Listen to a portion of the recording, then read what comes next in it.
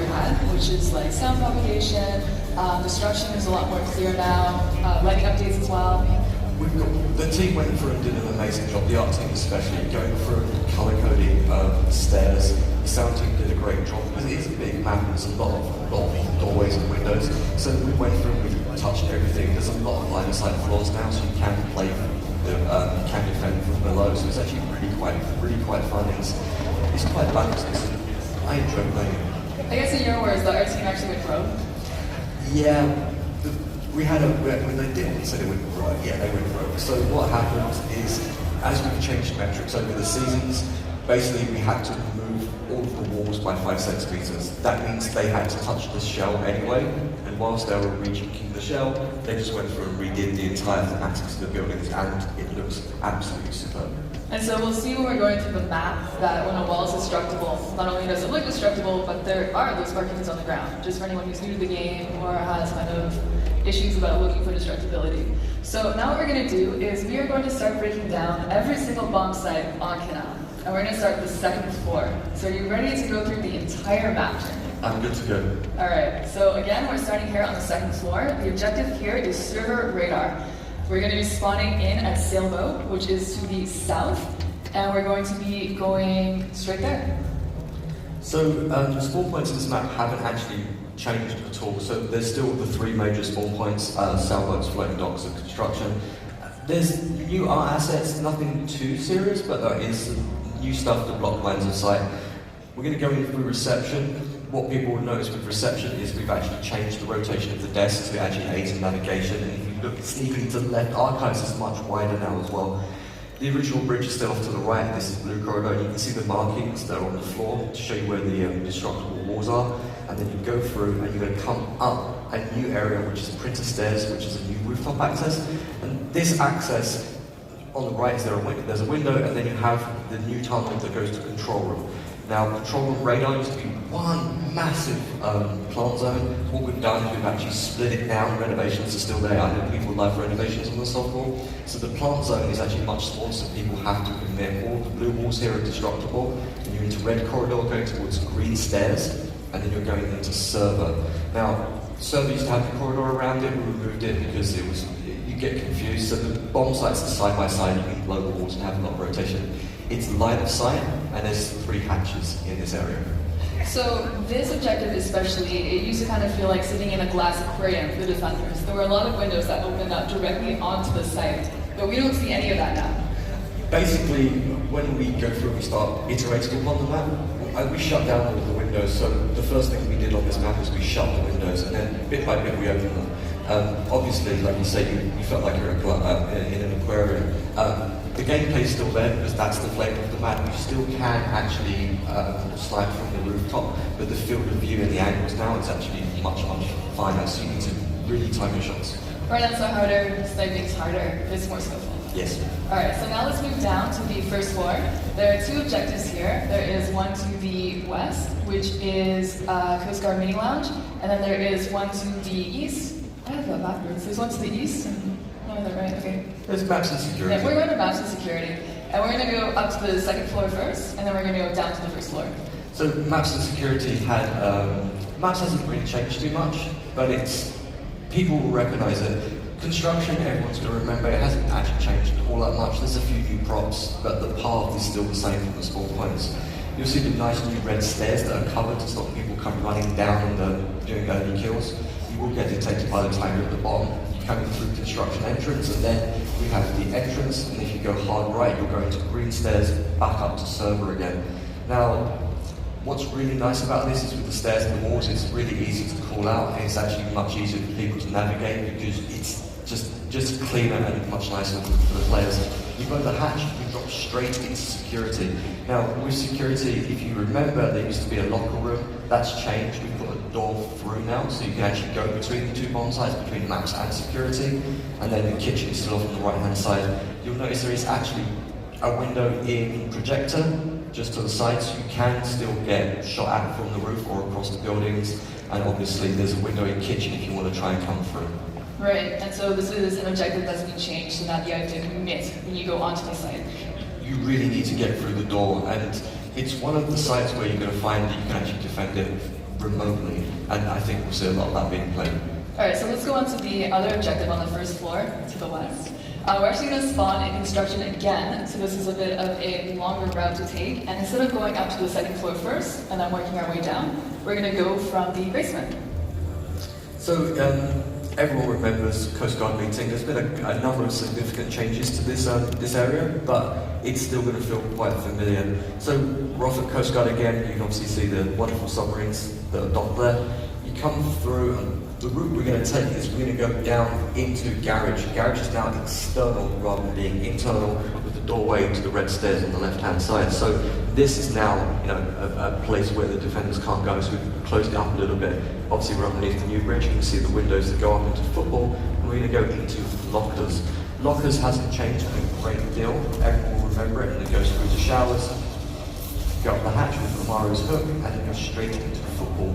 Half of this room is destructible floor, half of it isn't. There's a lot of destructible walls. Then you come across the blue corridor into Coast Guard meeting. Everyone will remember the 145-degree wall is actually in the map, which is the split between the two rooms.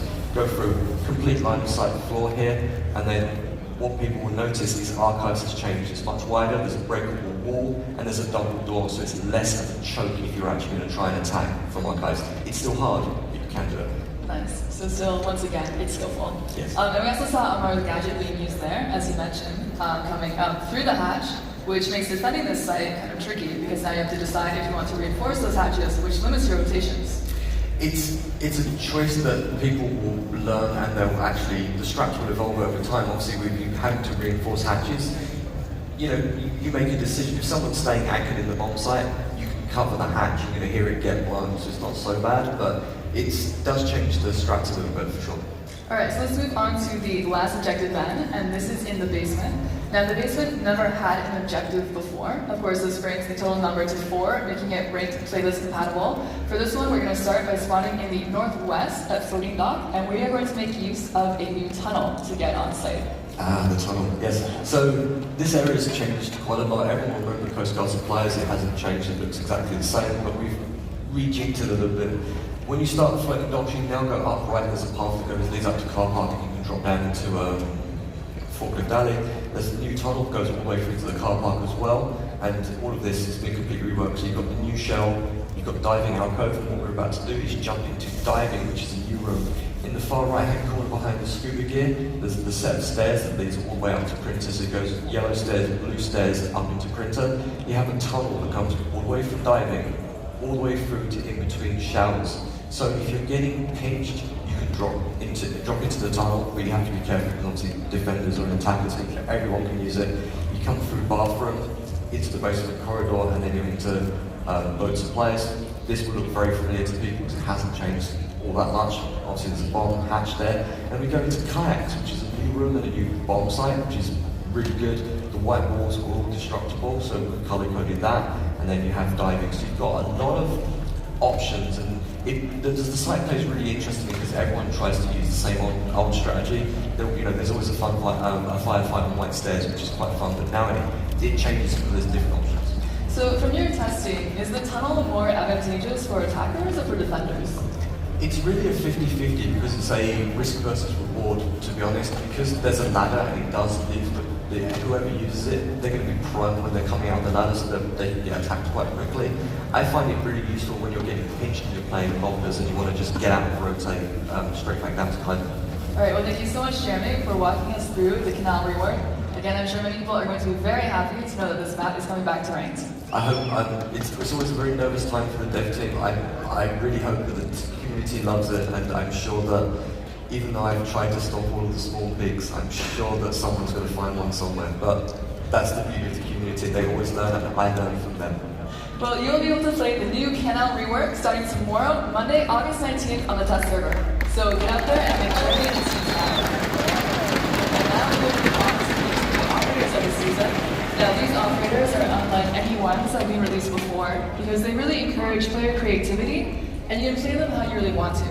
Now, by this, what I mean is that with Amaru, you can attack however you want, and with Goyo, it doesn't matter if you prefer anchoring or roaming, because you can do both with them, even in the same round. So to talk about this, we have Alex. Hello, Galen. So let's get to the bottom of who Amaru is first. Who is Amaru? Right, so Amaru is an operator we really haven't seen before. She comes from a civilian background, not a traditional CTU, and she's made it her life's mission to protect her heritage, to fight against traffickers of antiquities, and this has really been her strong goal. So someone who's very morally strong and fights for what she believes is right. Absolutely. And let's move on then to her gadget first. So do you want to introduce the gadgets for players? Yeah, of course. So the Gara. This is something that she actually made herself. And as you can see, she gets from point A to point B incredibly fast. Very fast. How fast? The travel time is about 7.5 meters per second. And we'll get into that a little bit later on. And so the hook outside, it works on ledges, skylights, windows, and inside it works on hatches. So she is the very first operator who can ascend up through hatches. Yes, and like Jeremy was saying before, this kind of changes things up now for defenders, whether or not you have to reinforce those hatches on the deck. So with so many options of how to attack a site with her, what kind of player would be drawn to Amaru? Someone who really enjoys creativity. This is the first operator that's not really based on role, it's based on movement. And we haven't seen that before. So there's going to be a lot of freedom with that, and I think players who are very well accustomed to our maps will really enjoy it. So creative players, and again, it doesn't really matter what operator you go out with, because she has synergy with all operators, really. It's really about playing with your team, making sure that they're droning so that you know where you're going, where you need to be. It'll be a really good team play option. Alright, so let's talk about her loadout. Starting with her primary loadout, Amaru comes with either a Supernova or a G8A1, so a shotgun or an LMG. And what's interesting about this is that the Supernova now comes with a silencer attachment, and the LMG has an angled foregrip. Now, the silencer, that's not for sneaky shotgun kills, is it, Alex? Not really. So for hatches, you have to break them first in order to get at them. So the silencer just helps her be not announcing her position as loudly as before. And then with the LMG, having that new angled foregrip means that she can ready the weapon a little bit quicker. Right, because she'll probably be popping out from a hatch, maybe literally on the site. Yep. And you don't want to spend a year bringing that gun up to her. Absolutely. Alright, and so for her secondary loadout, she has the option of taking either a shotgun again, which is the ILX-12S, or an SMG, the SMG-11. And what's great here is that even if you take the LMG for your primary, you still have the option of taking a shotgun, so that you can still open up hatches, because they have to be opened up in order to use the Gara on them. Right, that's our design, is just making sure that you have some options to play with, and that everything fits with your kit. So her secondary gadget options are either breaching charges or a claymore. The claymore is really useful if you need someone to watch your flank. So if you're zipping around the map, going through hatches, and you're worried that a defender might follow you through the hatches, then it's useful to put down a claymore to warn you of that. Right, and if you want the breaching charge, this opens new ways to flank, to move through some of the jungle of the map, to make sure that you get to the objective quickly. So both of them are good picks overall. Yeah, absolutely. Alright, so then let's talk about what I'm sure people are waiting for, and that is, how do you counter Amaru? And we'll first touch on the strongest counter to her, which is Castle. Castle, absolutely. He reinforces the windows so that an Amaru can't break it with just her gadget. She'll need help from a teammate, or if she wants to use a breaching charge on it, that would actually slow down incredibly. And then after Castle, good picks against Amaru are trap operators. Yeah, so if the team, the attacking team, isn't droning, they're not checking what's beyond that window, what's beyond that hatch, Amaru can get stuck really easily. Just place them underneath those windows. And then a really strong counter to her is actually just map awareness and sound awareness. Right, so the design team spent a lot of time with this, making sure that the window is broken so that you can hear her reeling in. It gives a little bit of time for the defenders to anticipate this. And so if you have that one-on-one confrontation with an Amaru bursting through a window, usually the Amaru will lose 70% of the time, just because of the noise she makes and the readying time of her weapon. So she is a very fast operator, as you mentioned, but you do have the ability to hear her when she's coming and do something about it. Right, so it becomes important for an Amaru player to play smart, not too aggressive, and really use roaming and quick speed to pop up one place and disappear, re-move somewhere else. Alright, let's move on to the second operator of the season then, which is Goyo. Who is Goyo, Alex? So Goyo has had a bit of a tragic past. He lost his father and his brother at a very young age. So it was his mother who raised him, and his mother's best friend, who actually happened to be Amaru. So Amaru took him under her wing, taught him everything he knows, and that's why they have such a close friendship. Yeah, I don't mean to add to the heat puns, but just looking at the graphics and everything, you can see that there's this like warmth between them and this connection. Yes, so we'll actually have more to tell about their friendship, and you'll see more with the CG that we'll be releasing right before the season starts. Alright, let's talk about Goyo's gadget then, which is the Vulcan shield. Right, so he gets 3 of these. These are the new deployable shields that will be dropping in the season as well. He attaches this canister that can be triggered by a ballistic or by an explosion, and it's really used to funnel attackers into one choke point, trigger it, and delay as much time as possible. So let's just touch on a few things about the shield. From the front, it looks like a completely normal deployable shield. Right, so already you have mind games where the attacking side sees the shield, they have the drone out to figure out if it is a Goyo shield or not, and then they have to deal with it. Right, except if you started leaping over it, a defender can shoot it. You'll be in trouble, yeah. And then, much like Mira's canisters on her black mirrors, anyone can shoot it. However, unlike Mira's black mirrors, Twitch drones cannot shoot the explosive on the back of it. Right, so electricity does not affect it. Right. So don't think that you're going to be getting those early phase practicals. Right, that's specifically why the designers made sure that doesn't happen. Alright, so let's talk about his loadout. Goyo has 2 options of very strong guns to pick. You can take either the Vector 45 or the TCSG-12. Right, and so the shotgun actually comes with an ACOG, which means you can have very long lines of sight for triggering his canisters. And both weapons actually play well with his ability to either anchor or roam. Because his canisters are deployed by anyone, he can start out as an anchor and place those shields, and maybe he can rotate somewhere else, and the teammate can actually trigger the shield. Right, so that's a really good time to talk about how, with Goyo, you can be an anchor or a roamer with him.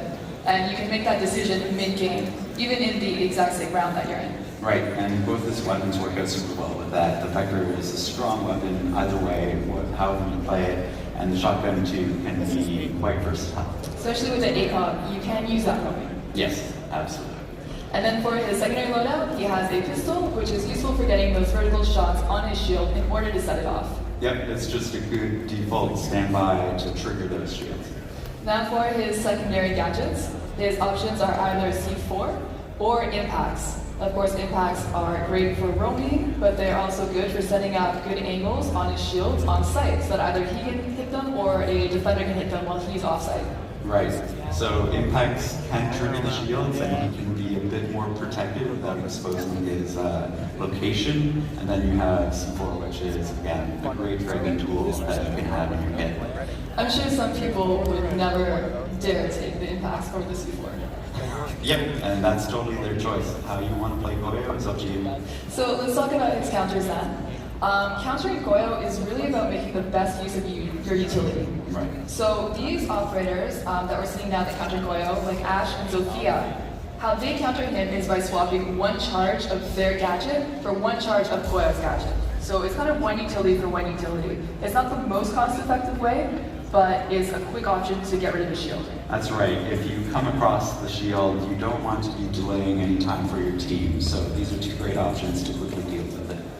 And then moving on to kind of a similar counter to Goyo, using consumables, so using frags to take out the shields, is another way you can get rid of them. Right, and it means that you don't have to rely on that Ash or Zofia. You can have some versatility in dealing with these stalling tactics. But one of the most cost-effective ways of dealing with Goyo is taking operators like Buck or Sledge, and then using the charges on their gadget to get verticality on Goyo's shield, and then just shooting it.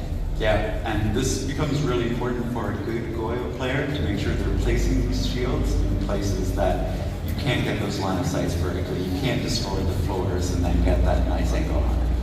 And of course, just anyone shooting it with a bullet is very cost-effective. That will absolutely do it.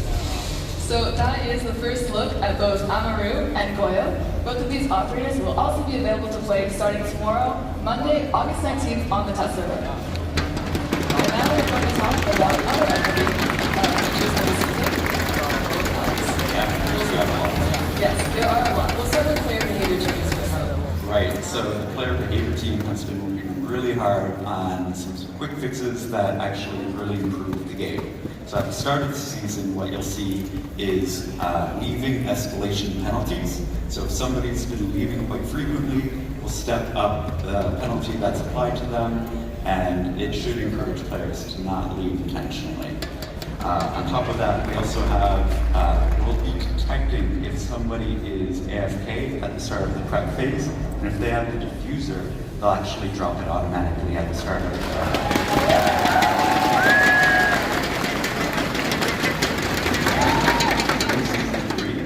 Introducing a couple more changes, which is squads and reverse friendly fire. So we know we've been listening to the community feedback. Reverse friendly fire has been working really well, but there is this failing where squads can team up on one individual player. They can pick on them and they don't get a sanction applied. So now we'll be talking about the squad as a total. We'll be getting that reverse friendly fire sanction as well.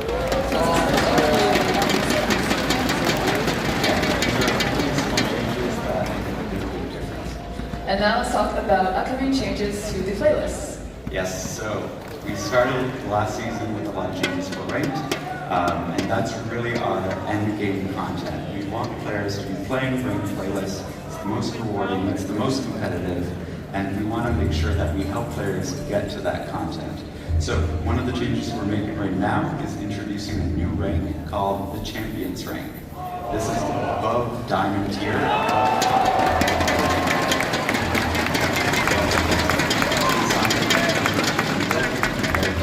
Players who have the same rank. Then we're talking about rank distribution. We've changed it up a bit. You'll see the bell curve now lies a little bit closer to the silver, and we've added more ranks at the lower tiers. This way we'll be progressing a little bit more steadily, and it means that gold is a little bit more important than when we finish together. We have a change to the map pools that I know people will be excited about. So for ranked, we're actually reducing this.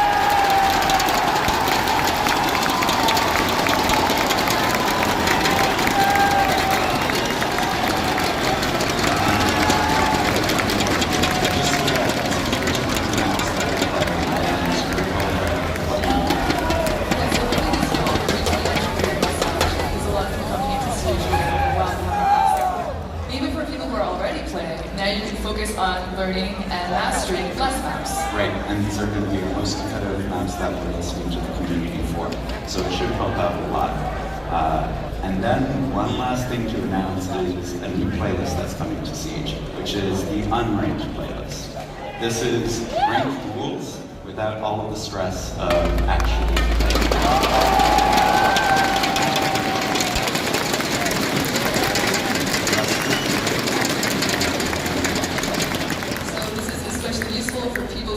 Suffer from ladder anxiety. Yeah, absolutely. Alright, so we are also going to announce that Siege is getting a battle pass.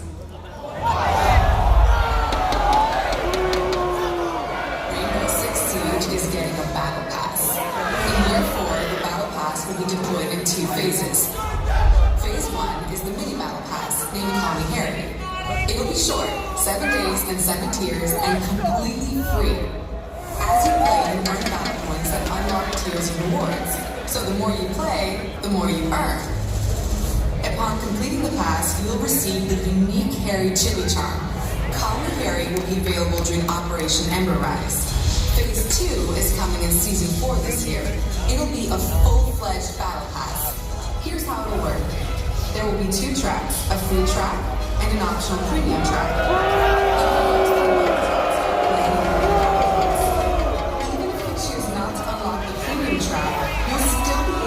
Rewards on the free track. So while the battle pass is active, everyone gets more rewards for playing. Finally, through the battle pass, you will get to learn more about Harry and the operators of Rainbow Six.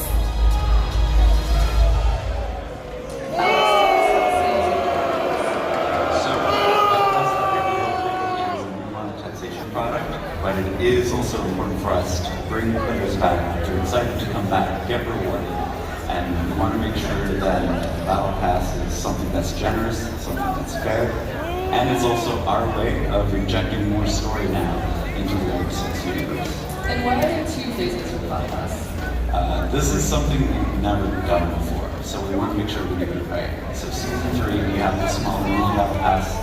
That'll be free. That way we get feedback, we test it out technically to make sure it works.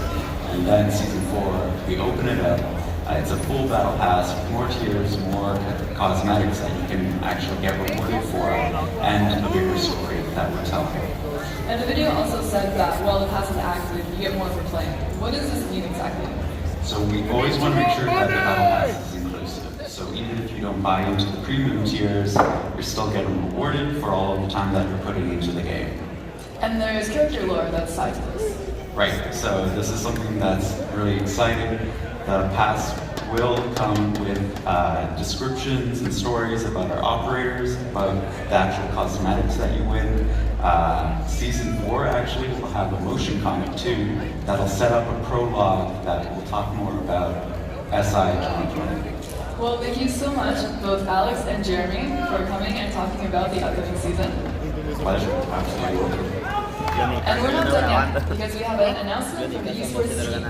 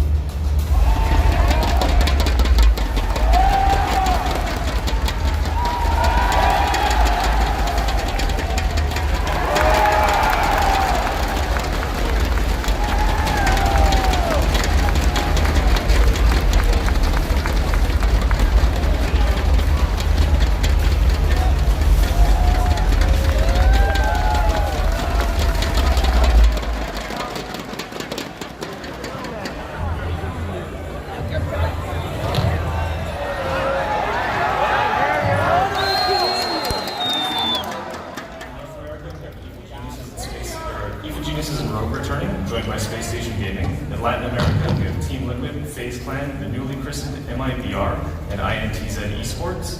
In Europe, we have Penta returning, with G2, Nadas Vincer, and Team Empire joining the fold. And over in APAC, we've got Cloud9, Norango, and Fnatic. We want to extend our support to all of the organizations and players within the top level of our community to make Rainbow Six Esports a viable career path for as many people as possible. What's changed between this version of the pilot program and the previous version that we saw before? So scope and scale for starters. We wanted to expand the number of teams we support. We wanted to support players directly through this, and we changed up a couple of the revenue sharing mechanics as well. So let's get down to brass tacks. We saw the pro team skins. How does the revenue share for this work? That one's pretty straightforward. It's a 70-30 split between Ubisoft and the team respectively. 30% of those revenues that a team makes are also forwarded to their players. And the really gold skins, are we still going to be seeing those? Of course, they are a staple of the pilot program these days. We've tweaked it a bit from version 1 of the pilot program. Now in phase 2, it's a 70-30 split evenly as opposed to a 70-21-9. This is to account for the increased number of teams in the pilot program itself so we can support more. And how does the Road to 6 Invitational tie into the pilot program? So this one's a bit different this time around. So beyond just contributing to the 6 Invitational prize pool, we've added a mechanic that acts as a performance incentive for our pilot program member teams. Basically how it'll work, imagine a hypothetical scenario where you're the only team participating in 6 Invitational. So the base prize pool is 500 grand. You get 1.5 million from the crowdfunding from Road to 6 Invitational. As the only member team there, the players would take on 1.25 million. The org would get 750,000 of that. Thank you very much, Stuart, for explaining that to us. And does the esports team have anything else to announce? We do. We're super happy to announce that our Pro League Season 10 finals are sold out. We have over 4,000 fans going to join us in Tokonami, Japan. Huge thank you to our Japanese community for coming out in force and making this one of the best events. And of course,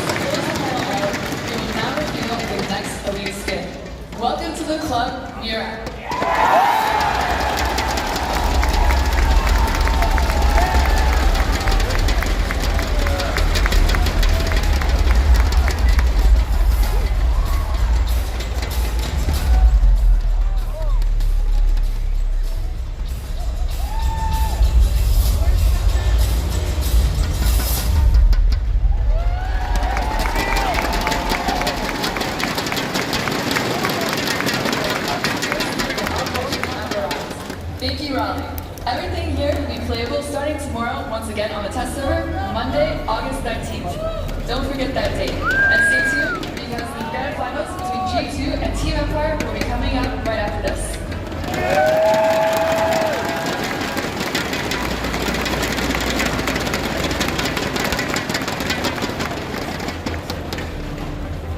All right, everyone. How you feeling, Raleigh?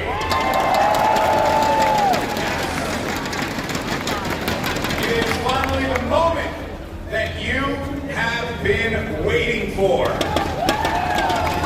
grand finals of the Raleigh Major start right now. We have two of the best teams in the world that are about to take the stage and compete. But first, let's see how both Empire and G2 got to this point.